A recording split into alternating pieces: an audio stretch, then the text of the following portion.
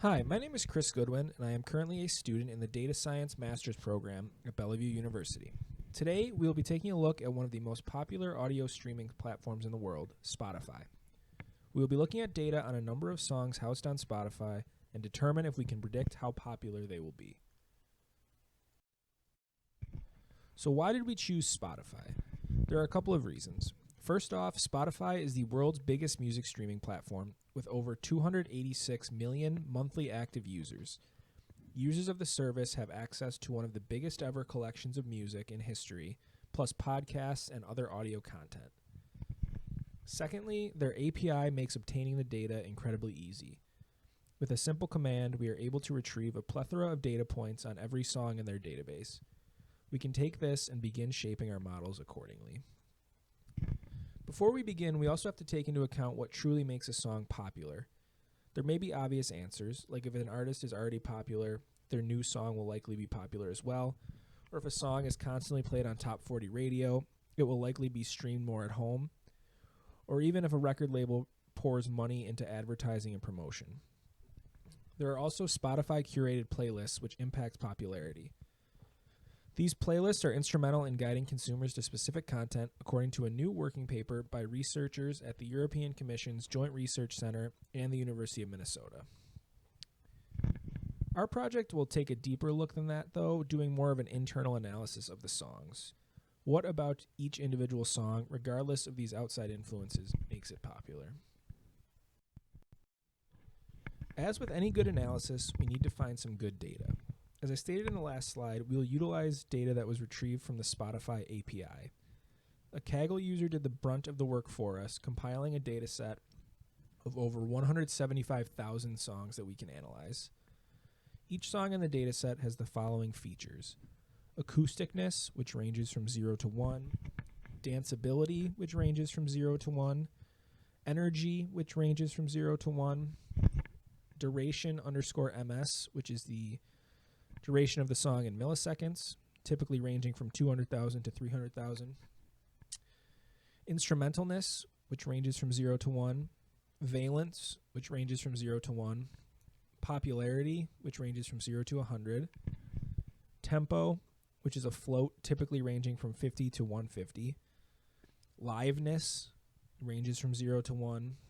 Loudness, a float typically ranging from -60 to 0. Speechiness, which ranges from 0 to 1. Year, which ranges from 1921 to 2020. Mode, 0 equals minor, 1 equals major. Explicit, 0 equals no explicit content, 1 equals explicit content. And key. All keys on octave encoded as values ranging from 0 to 11, starting on C as 0, C sharp as 1, and so on. While some of these features are clearly defined, a lot of them were foreign to me. So our biggest step moving forward was doing some research to find out exactly what some of these data points meant. Acousticness is a confidence measure from 0 to 1 of whether the track is acoustic. A score of 1 represents a high confidence that the track is an acoustic track. Danceability. Danceability describes how suitable a track is for dancing based on a combination of musical elements including tempo, rhythm stability, beat strength, and overall regularity. A value of 0 is least danceable and 1 is most danceable. Energy. Energy is a measure from 0 to 1 and represents a perceptual measure of intensity and activity. Typically, energetic tracks feel fast, loud, and noisy. Instrumentalness. Instrumentalness predicts whether a track contains no vocals. Ooh and ah sounds are treated as instrumental in this context. Rap or spoken word tracks are clearly vocal. The closer the instrumentalness value is to 1, the greater likelihood the track contains no vocal content.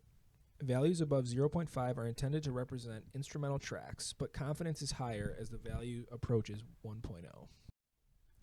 Liveness. Liveness detects the presence of an audience in the recording.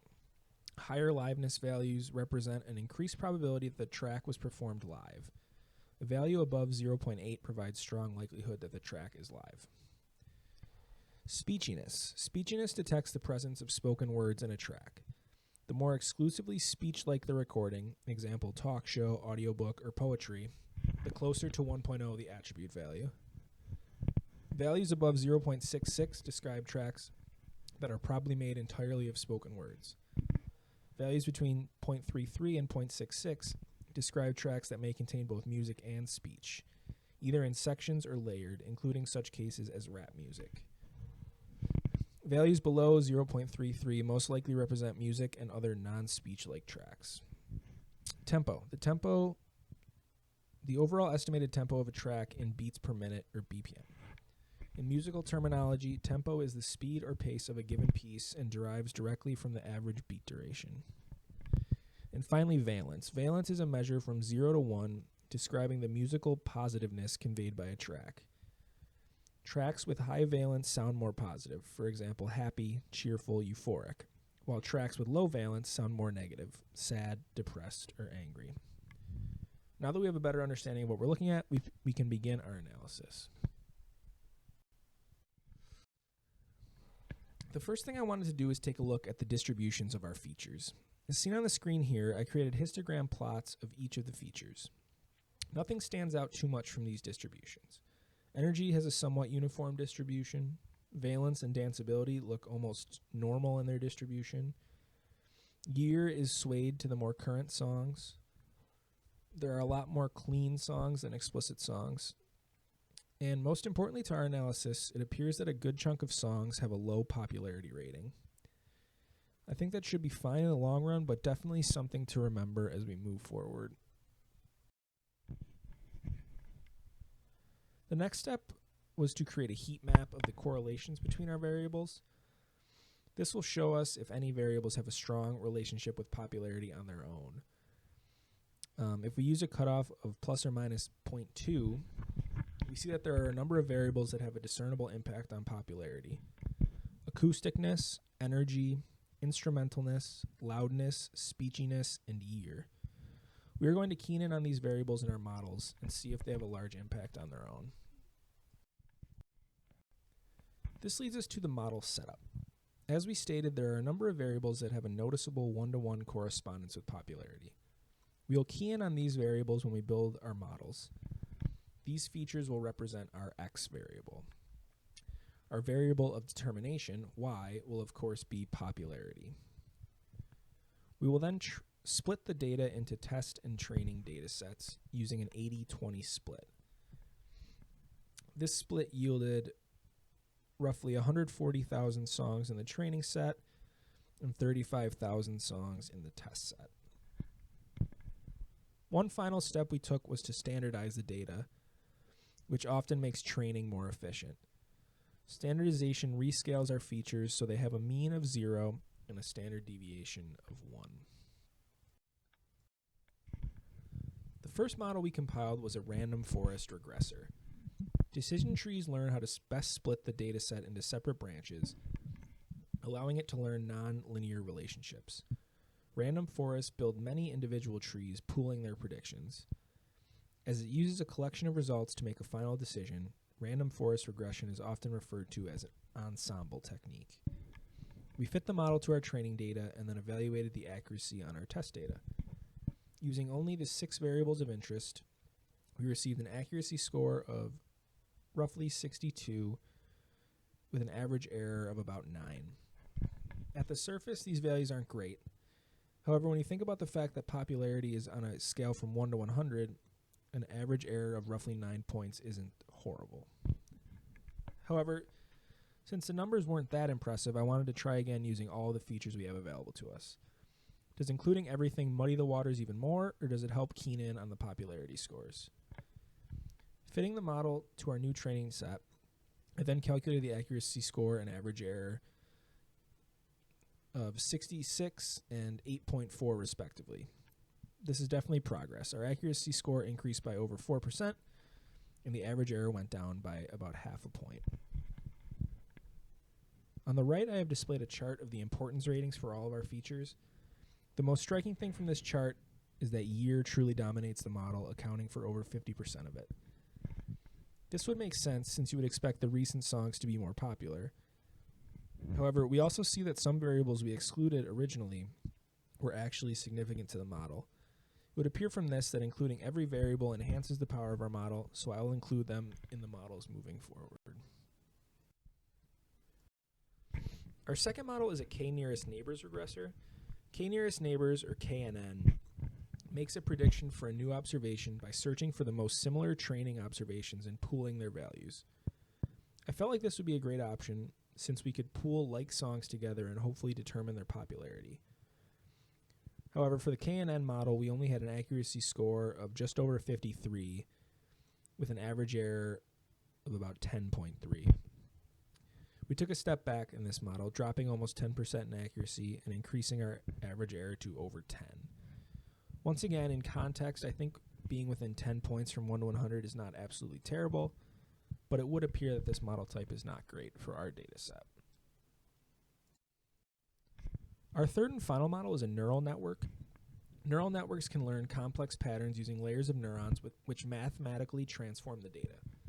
The layers between the input and output are referred to as hidden layers. A neural network can learn relationships between the features that other algorithms cannot easily discover. Specifically, we are using an MLP classifier, which is a simple type of neural network called a multi-layer perceptron.